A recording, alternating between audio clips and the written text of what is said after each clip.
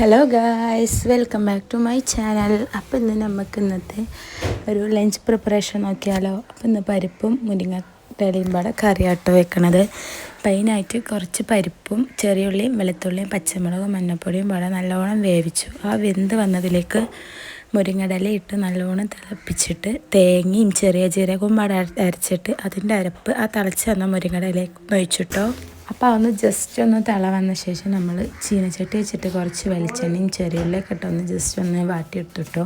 അപ്പോൾ ആ വറവ് നമ്മളെ കറിയൊക്കെ ഒഴിച്ചിട്ട് ജസ്റ്റ് കറി ഒന്ന് തോമിച്ചെടുത്ത് കറി അങ്ങനെ സെറ്റാക്കി.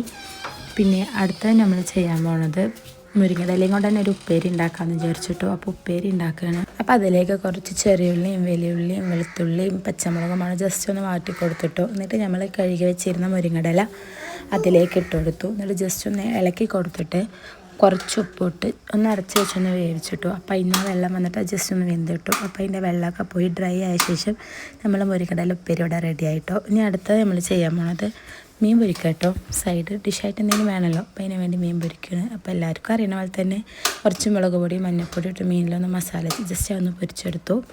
എന്നിട്ട് പിന്നെ ഞങ്ങളങ്ങനെ ലഞ്ചും കാര്യങ്ങളൊക്കെ കഴിച്ചു. അപ്പോൾ ഈ വീഡിയോ എല്ലാവർക്കും ഇഷ്ടമായെന്ന് വിചാരിക്കണം. അപ്പോൾ ഇഷ്ടമായ ലൈക്ക് ചെയ്യുക, ഷെയർ ചെയ്യുക, കമൻറ്റ് ചെയ്യുക, ചാനലൊന്ന് സബ്സ്ക്രൈബ് ചെയ്യുക കേട്ടോ. അപ്പോൾ അടുത്തൊരു നല്ല പുതിയൊരു വീഡിയോ ആയിട്ട് വരിക. അതുവരേക്കും ബൈ ബൈ.